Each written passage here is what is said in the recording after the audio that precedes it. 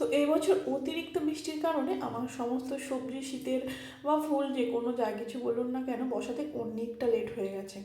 আর সেই কারণেই টমেটোর ফুল সবেমাত্র এসছে। যাই হোক, এসেছে তো খুশি। আর হচ্ছে কি, আজকে দিনটা একটা স্পেশাল দিন, সেটা হচ্ছে আজকে হচ্ছে আমার ভাইয়ের বার্থডে ছিল। তো যেহেতু আমরা সবে মাত্র তিন বোনে একসঙ্গে হয়েছিলাম, আমাদের বাড়িতে সবাই এসেছিলো, তো এখন তো আবার সবাই মিলে ওই বাবার বাড়ি যাওয়া পসিবল না। তো সেই কারণে আমি ভাইকে দুপুরে ডেকে নিয়েছি যে আমার বাড়িতে একটু বার্থডে স্পেশাল লাঞ্চ করবে। আর ছোটো বোন আবার সন্ধ্যাবেলা ডেকে নিয়েছি, যেহেতু আমি এবং আমার ছোটো বোন দুজনাই মানে কাছাকাছি আছি আর কি। আর মেজো বোন তো অনেক দূরে আছে, ওর কাছে হট করে যাওয়া কোনো দিন সম্ভব নয়। তো দেখি দেখি সোনা ব্রাশ করবে, সোনা ব্রাশ করবে, আমার সোনা ব্রাশ করবে এবার। তোমার টিপটা দেখাও, দেখাও টিপটা দেখাও। টিপ দেখা যাচ্ছে না তো, এইটা ট্রিট, এইটা রেখে দাও, কালকে সকালবেলা ব্রাশ করবে। আর বার্থডে স্পেশাল বলতে আমার ভাই তো সেরকম কোনো সবজি টবজি কিছু খায় না। প্রথমে ভেবেছিলাম আমি ফ্রাইড রাইস আর পনির আলু দমটা করবো, কিন্তু তারপর ভাবলাম যে ও নিরামিষ বিরিয়ানিটাও ভালোবাসে, মাও খুব ভালোবাসে, সেই কারণে ওই পনির আলু দিয়ে নিরামিষ বিরিয়ানিটাই বানালাম। সবজিগুলো কেটেছিলাম, এর মধ্যে সব দিয়ে দিয়েছি। আর এইদিকে সমস্ত যেহেতু বৃহস্পতিবার ছিল, সমস্ত নিরামিষই ওকে সাজিয়ে গুজিয়ে দিয়েছি। আর জন্মদিনের স্পেশাল বলতে পায়েস তো অবশ্যই থাকবে।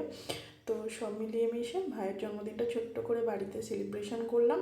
আর এইদিকে মাকে এখন সমস্ত গুছিয়ে দিয়েছি, এখন ধান দুর্ব দিয়ে আশীর্বাদ করবে। আর আমাদের বার্থডেগুলো এত কাছাকাছি, মানে ডিসেম্বরে আমার এবং তারপরেই জানুয়ারিতে মেজো বোনের ভাইয়ের, মানে সবার মানে একদম একদিন দুদিন ছাড়া ছাড়া। তো সেই কারণে সবসময় তো সবাই একসঙ্গে হয়ে সেলিব্রেশন করা সম্ভব নয়। তো এইভাবেই যেহেতু বাবার বাড়ি যেতে পারলাম না, তো সেই কারণে ভাইকে আর মাকে ডেকে এইভাবে ছোটো করে ভাইয়ের বার্থডেটা সেলিব্রেশন করলাম। আর মেয়েরা যদি না যেতে পারতো যে মামার বার্থডে, তো ভীষণই দুঃখ পেত।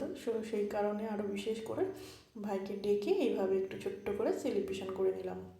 তারপর মাকেও বললাম একটু আশীর্বাদই করে দিতে, মা এখানে একটু আশীর্বাদ করে দিল ভাইকে। আর জন্মদিনে আমাদের স্পেশাল কেক কাটাটা না না হলেও চলবে, কিন্তু পায়েস এবং ধান দুর্বতী আশীর্বাদটাই হচ্ছে সব থেকে প্রথম। আর আমার ভাই দেখতে পাচ্ছেন কেকটা কাটছে এবং নিজে কিন্তু খাচ্ছে, কারণ বুঝতেই পারছেন ও কতটা পরিমাণে কেক লাভার। মানে ওর সামনেই খাবার দাবারগুলো না থাকলে, শুধু কেকটা থাকলেই হয়তো ভীষণ খুশি হতো। যাই হোক, নিরামিষ তো, নিরামিষও খুব একটা পছন্দ করে না, তবু ওই পনির বিরিয়ানি দিয়ে একটু চালিয়ে দিলাম, যেহেতু আমাদের বৃহস্পতিবার পুরোটাই নিরামিষ আপনাদের বললাম। তো যাই হোক, এইভাবে ছোটো করে ভাইয়ের বার্থডেটা সেলিব্রেশন করলাম। আর এইদিকে আবার ছোটো বোন কিছু ভিডিও ক্লিপিং আমাকে দিয়েছিল, মানে রাত্রেবেলায় ও সেলিব্রেশন করেছিল সাজিয়ে গুছিয়ে। ও নিরামিষই করেছিল বৃহস্পতিবার বলে। তো চলুন আজকের মতো টাটা।